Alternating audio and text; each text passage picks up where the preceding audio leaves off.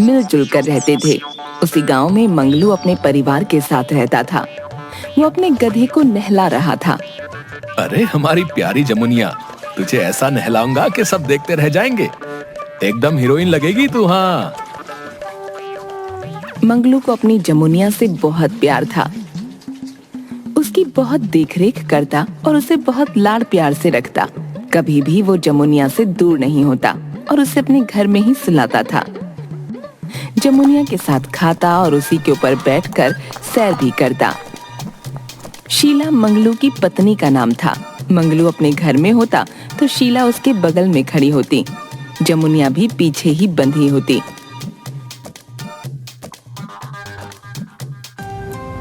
अरे क्या कर रहे हो आप? देख नहीं रही हो क्या? हम अपनी जमुनिया के लिए माला बना रहे हैं। भगवान ही भला करे हमारा। उसी से शादी कर लेते जब उससे इतना प्यार रखना था। हमारे लिए आज तक एक फूल भी नहीं लाए और जमुनिया के लिए माला बना रहे हो। वाह भाई वाह। हमारी जमुनिया के बारे में कुछ मत कहो। हाँ, तुम जाओ अपना काम करो। हाँ हाँ, काम ही तो करने को रखे हो हमें। सुनो, एक काम की बात तुम्हें बतानी थी। कल शहर से किसी केसरी प्रसाद के घर से फोन आया था। वो पिताजी का नाम ले रहे थे। हैं? केसरी प्रसाद? अब तुमने उनसे क्या कहा? मैंने कहा कि तुम आओगे तो मैं बात करवाऊंगी। मंगलू अपने घर का टेलीफोन उठाता है और उससे केसरी प्रसाद के घर फोन लगाता है। हाँ हाँ, हम जौनपुर से मंगलू बोल रहे हैं। मंगलू? कौन मंगलू? अरे हम दीनानाथ के बेटे। अरे आपको मेरा प्रणाम है। अच्छा अच्छा, तुम दीनानाथ के बेटे हो। खूब खुश रहो बेटा, खूब खुश रहो। हाँ हाँ, मैंने कल दीनानाथ का हालचाल पूछने की खातिर फोन किया था। बहुत वक्त बीत गया, बात नहीं हुई थी। कहाँ है वो? जी, हमारे पिताजी तो पिछले ही साल परलोक सिधार गए। उन्हें गंभीर बीमारी हो गई थी। ओहो, अब ये सुन के बहुत दुख हुआ। उसे मैंने बहुत पहले देखा था। मेरी आंखों के सामने बड़ा हुआ था वो। 25 साल उसने हमारे घर पर काम भी किया है। उसके बाद वो रहने के लिए गांव चला गया। जी हाँ, पिताजी आपको भगवान समान मानते थे। हमेशा आपकी तारीफ करते थे और आपके बारे में बताते थे। अब तो पिताजी नहीं हैं, पर मैं आपकी सेवा कर सकता हूँ। आपके हम पर बहुत एहसान है। देखिए, अब घर के छोटे मोटे काम होते हैं बेटा। अब मेरा बेटा विदेश में रहता है। इन सब को संभालने के लिए मुझे एक नौकर की जरूरत थी। अब आपकी सहायता करना हमारा कर्तव्य। आप जो बोलेंगे वो मैं करूंगा। तो तुम शहर आ जाओ और यहीं पर हमारे घर पर रहने और खाने का इंतजाम रहेगा। तुम्हें तनख्वाह भी अच्छी खासी मिलेगी। तुम्हें बस सबका ध्यान रखना होगा। अरे वाह, ये तो मेरा सौभाग्य होगा। ठीक है, मैं आ जाऊंगा। मंगलू शहर जाने की सारी तैयारियां कर लेता है। उसके बाद वो अपनी पत्नी से विदा लेता है। तुम अपना ख्याल रखना, ठीक है? शहर पहुंचकर फोन कर देंगे हम। हाँ। और जमुनिया को लेकर निकलने लगता है। अरे इसे क्या लेके जा रहे हो? इस जानवर का शहर में भला क्या काम? अरे तुम्हें कितनी बार कहा है जमुनिया को नाम से पुकारा करो। मैं इसके बिना नहीं रह सकता। प्यारी जमुनिया तो मंगलू के साथ ही जाएगी। कैसे इंसान से पाला पड़ा है, जिसको साथ ले जाना चाहिए उसे घर छोड़े जा रहे हो और एक गधे को साथ लिए जा रहे हो। ज्यादा बातें मत बनाओ। हाँ, लाख दफा समझाया है, जाते वक्त टोकते नहीं ना है। बस टुकुर टुकुर करना ही होता है। हटो, अब जाने दो, देर हो रही है हमका।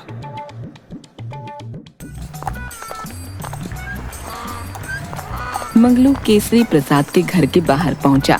वहां पर गधे पर चढ़कर अंदर जाने लगा। उसे गार्ड रोक लेता है। अरे भाई रुको जरा, रुको रुको। ये तुम गधे पर सवार होकर कहाँ घुसे जा रहे हो? कौन हो तुम? जी हमारा नाम जो है वो मंगलू है और ये है हमरी जमुनिया। हमें केसरी प्रसाद जी ने बुलाया है। हम कैसे माने कि तुम्हें सेठ ने बुलाया है? और गधे पर तू अंदर नहीं जा सकता। अरे हमने कहा ना, हमरी जमुनिया है, गधा नहीं है ये। तुम अपने सेठ से पूछ कर बताओ भाई। गार्ड टेलीफोन से कॉल लगाकर पूछता है, फिर उसे जमुनिया के साथ अंदर जाने देता है। अंदर जाते ही एक 70 वर्ष का बूढ़ा आदमी मंगलू का इंतजार कर रहा होता है। मंगलू जमुनिया से उतरकर केसरी प्रसाद के पैरों में गिर जाता है। अरे नहीं नहीं मंगलू, उठो उठो, आओ, हमारे घर में तुम्हारा स्वागत है। तुम जौनपुर से यहाँ तक गधे पर सवार होकर आ गए? साहब, ये गधा नहीं, ये हमारी जान से प्यारी जमुनिया है। हम इसके बिना नहीं रह सकते हैं। वो कहा है ना, हम इसे गांव में अकेला कैसे छोड़ कर आते? बताइए। हम जहाँ रहेंगे वहीं जमुनिया भी रहेगी। हाँ ठीक है, तुम इसे अपने साथ रख लो। इसके खाने पीने का इंतजाम हम कर देंगे। रहने के लिए एक शेड भी बना देंगे। तभी अंदर से केसरी प्रसाद की बहू सोनिया बाहर आती है। सोनिया बहुत ही मॉडर्न थी और केसरी प्रसाद बहुत ही पुराने विचारों वाले। केसरी प्रसाद के बेटे साहिल ने सोनिया से प्रेम विवाह किया था। सोनिया केसरी प्रसाद की बिल्कुल इज्जत नहीं करती। आओ सोनिया, ये मंगलू है, मैं इसी के बारे में कह रहा था। ये हमारा बहुत विश्वसनीय दीनानाथ का बेटा है। ये घर के कामों में तुम्हारी मदद कर देगा। अरे बुड्ढे, ये सब काम तुम्हारा है। नौकर चाकर तू ही संभाला कर। मेरे पास बहुत जरूरी काम है नौकरों से मिलने के अलावा। मंगलू को सोनिया का ये व्यवहार बिल्कुल अच्छा नहीं लगा। केसरी प्रसाद भी अपनी आंखें झुका लेते हैं। तभी सोनिया की नजर जमुनिया पर पड़ती है। ओह माय गॉड, ये गंदा सा घोड़ा किसका है? नहीं नहीं मैडम, ये घोड़ा नहीं, ये तो हमारी जमुनिया है। जमुनिया? पता नहीं, मैंने आज तक इस जानवर का नाम नहीं सुना। व्हाटएवर, इसे तो प्लीज मुझसे और इस घर से दूर ही रखना। मंगलू और जमुनिया को देखकर सोनिया आंखें घुमाती है। जमुनिया भी सोनिया को देखकर फुफकारती है। फिर सोनिया केसरी प्रसाद से कहती है, अरे बुड्ढे, तुझे कल मैंने 1000 रुपए देने को कहा था, अभी तक नहीं दिए? भूलने की बीमारी है क्या? बहू, अभी देता हूँ, बस मंगलू को उसके रहने की जगह दिखा दूं। मेरे पास इतना टाइम नहीं है तेरी तरफ फालतू। चुपचाप पैसे निकाल कर जल्दी दे दे। सोनिया पूरे एटीट्यूड में पीछे मुड़ती है। केसरी प्रसाद और मंगलू गार्डन के कोने में जा रहे थे। जमुनिया भी घास खा रही थी। जैसे ही सोनिया पीछे मुड़ती है, जमुनिया उसे जाकर अड़ंगी देती है। सोनिया गिर जाती है, फिर चिल्लाती है, ओह माय गॉड। तभी केसरी प्रसाद और मंगलू मुड़कर देखते हैं। वो देखते हैं सोनिया गिरी हुई है। दोनों दौड़कर उसके पास जाते हैं और उसे उठाने की कोशिश करती हैं। इस पागल घोड़े को तो मैं छोड़ूंगी नहीं। हाय रे, मेरी कमर टूट गई। ओए हाय, अभी क्या भी मैं तुम दोनों को इस घर से निकालती हूँ। नहीं नहीं मैडम, जमुनिया को माफ कर दीजिए। न जाने उसने ऐसा कैसे कर दिया, वरना वो ऐसा कभी भी नहीं करती। जमुनिया, ऐसा नहीं करते। चल मैडम से सॉरी बोल, माफी मांग।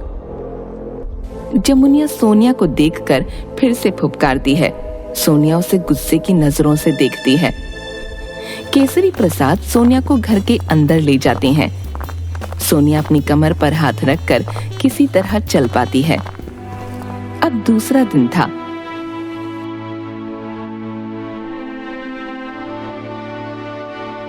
जमुनिया मंगलू जहाँ रहता है वहीं बगल में बंधी होती है। उसी के पास घर से बाहर जाने का रास्ता था। सोनिया फोन पर बात करते करते घर से निकल रही होती है। सोनिया बिल्कुल बनी ठनी होती है, पार्टी में जाने को तैयार। अरे क्या बताऊं, मेरे ससुर इतने पागल है ना, न जाने कौन से गांव से एक नौकर को बुला लिया है। बुढ़ापे में सठिया गए हैं। छोड़ो, अच्छा मैं तो पार्टी में पहुंच रही हूँ, तू भी जल्दी निकल। उस बुड्ढे की बातें करके मेरा मूड खराब मत कर। तभी जमुनिया अपने दोनों पिछले पैरों से बहुत सी मिट्टी सोनिया पर उड़ा देती है। सोनिया की पूरी ड्रेस खराब हो जाती है। सोनिया जोर से चिल्लाती है, अब मैं इस जानवर को और बर्दाश्त नहीं कर सकती, अब चल बाहर निकल। सोनिया के चिल्लाने की आवाज सुनकर केसरी प्रसाद और मंगलू दौड़कर बाहर आते हैं। मंगलू दौड़कर जाकर जमुनिया को पकड़ता है। वो फुफकार रही होती है, अरे अरे जमुनिया, ये तू क्या कर रही है? मैडम, इस बार माफ कर दो, हमारी बच्ची से गलती हो गई, कृपा करके माफ कर दो। इतनी महंगी ड्रेस खराब कर दी। ये ड्रेस कितने की है? उतने पैसे तो तुमने आज तक देखे भी नहीं होंगे। मेरी जूती के सोल के बराबर भी औकात नहीं तुम्हारी। सोनिया, मंगलू बहुत ईमानदार और सच्चा है, तुम उससे ऐसी बातें नहीं कर सकती। अब तो हद ही हो गई। तू अनपढ़ गंवार बूढ़ा मुझे सिखाएगा? तेरी औकात भी नौकरों की जैसी है। मेरा पति तुझे 2 टाइम खाना देता है, वही बहुत है। ज्यादा मुंह मत चलाया कर। केसरी प्रसाद की आंखें शर्म से झुक जाती हैं। मंगलू केसरी प्रसाद को दया की आंखों से देखता है। सोनिया इसी तरह बड़बड़ाती हुई घर के अंदर चली जाती है। साहब, मुझे माफ कर दो, जमुनिया को भी। वो ऐसा कभी किसी के साथ नहीं करती, न जाने यहाँ आकर उसे क्या हो गया। नहीं मंगलू, गलती तुम्हारी नहीं है। वो जब से इस घर में आई है, एक बार मुझसे सीधे मुंह बात नहीं की। मैंने कितने सपने संजोए थे कि बहू आएगी तो उसे सर आंखों पर रख लूंगा, वो मेरी कितनी इज्जत और सेवा करेगी। फिर सोनिया वैसी नहीं है। मंगलू को केसरी प्रसाद के लिए बहुत बुरा लगता है। दूसरा दिन। मंगलू, जरा इधर सुनना। जी साहब। लो, ये लिफाफा सोनिया के लिए आया है, उसे तुम दे देना। ठीक है। मंगलू वो लिफाफा लेता है और फिर उसे देने सोनिया के पास जा ही रहा होता है। तभी उसकी नजर जमुनिया पर पड़ती है। अरे, जमुनिया के खाने का समय हो गया है, जल्दी से खाना दे देता हूँ, वरना जमुनिया गुस्सा जाएगी। फिर सोनिया मैडम को लिफाफा दे आऊंगा। मंगलू जमुनिया के लिए खाना निकालने लगता है। वो लिफाफा उसने जमुनिया जहाँ खड़ी थी उसके टेबल पर रख देता है। वो खाना लेकर आता है तो देखता है कि जमुनिया वही लिफाफा चबा रही थी। हाय रे दैया, ये क्या हो गया? जमुनिया, तूने क्या कर दिया? हाय राम, हम क्या करें? मंगलू जमुनिया के मुंह से वो लिफाफा निकालता है। जमुनिया आधे से ज्यादा लिफाफा चबा चुकी थी। मंगलू बहुत ज्यादा चिंता में आ जाता है। उसे लगता है कि अब तो उसकी नौकरी गई। अपने पिताजी की सारी कमाई हुई इज्जत डुबा दी। तभी सोनिया मंगलू को पुकारती है। हे यू, बुड्ढे ने बताया कि मेरे लेटर उसने तुझे पहुंचाने के लिए दिए थे, जल्दी दो, बहुत जरूरी है। मंगलू के हाथ में फटा हुआ लेटर था। सोनिया मंगलू की तरफ आती है। हे यू, तुम्हें सुनाई नहीं देता क्या? जल्दी लेटर दो। तभी सोनिया की नजर मंगलू के हाथ में आधे खाए हुए लेटर पर जाती है। सोनिया की आंखें फटी की फटी रह जाती हैं। वो बहुत जोर से चिल्लाती है। केसरी प्रसाद भी वहां आ जाते हैं। क्या हो गया सोनिया बेटी? लेटर में क्या लिखा था? Letter my foot. तुम जैसे लोगों की वजह से मैं पागल हो जाऊंगी।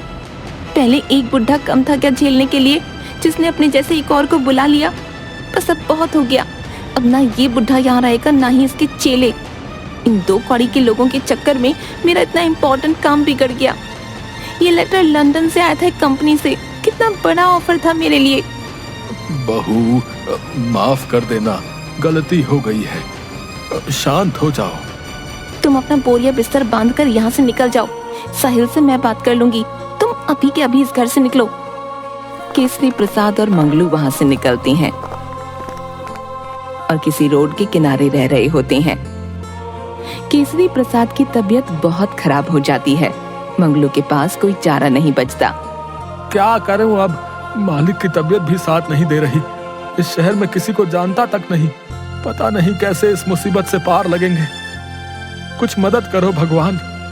मालिक आप चिंता ना करें, कोई ना कोई रास्ता जरूर निकलेगा। अरे जमुनिया कहाँ गई? मंगलू जमुनिया को खोजने की पूरी कोशिश करता है, पर वो कहीं भी नहीं मिल रही होती। अंत में थककर वो बैठ जाता है। जमुनिया, ओ जमुनिया, न जाने क्या हो गया है। एक तो साहब की तबीयत इतनी खराब है, ऊपर से जमुनिया भी नहीं मिल रही। समय ही ठीक नहीं चल रहा। तभी वो देखता है कि उन लोगों के पास एक लड़का चलकर आ रहा होता है।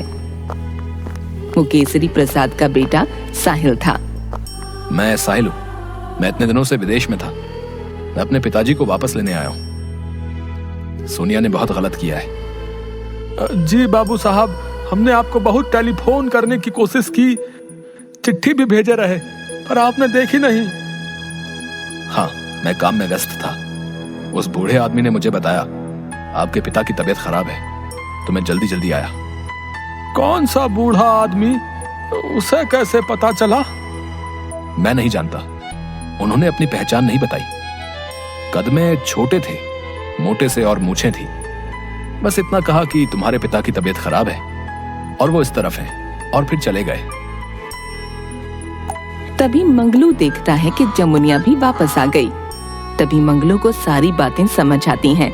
वो समझ जाता है कि जमुनिया कोई और नहीं बल्कि उसके पिताजी हैं। उसके पिताजी ने अपने मालिक केसरी प्रसाद की मदद की है। मंगलू का जमुनिया के लिए प्यार और ज्यादा बढ़ जाता है।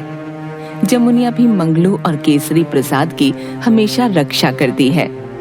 केसरी प्रसाद का बेटा साहिल केसरी प्रसाद को अपने घर वापस ले जाता है। वहाँ पर सोनिया से साहिल का झगड़ा हो जाता है। अंत में साहिल सोनिया को घर से निकाल देता है और केसरी प्रसाद की बहुत अच्छे से सेवा सत्कार करने लगता है। मॉरल, इस कहानी से हमें ये शिक्षा मिलती है कि हमें बड़ों का हमेशा आदर सत्कार करना चाहिए, कभी भी उनका अनादर नहीं करना चाहिए। और किसी भी चीज को सच्चे दिल से प्यार करने से वो हमें बहुत बड़ी ताकत देती है।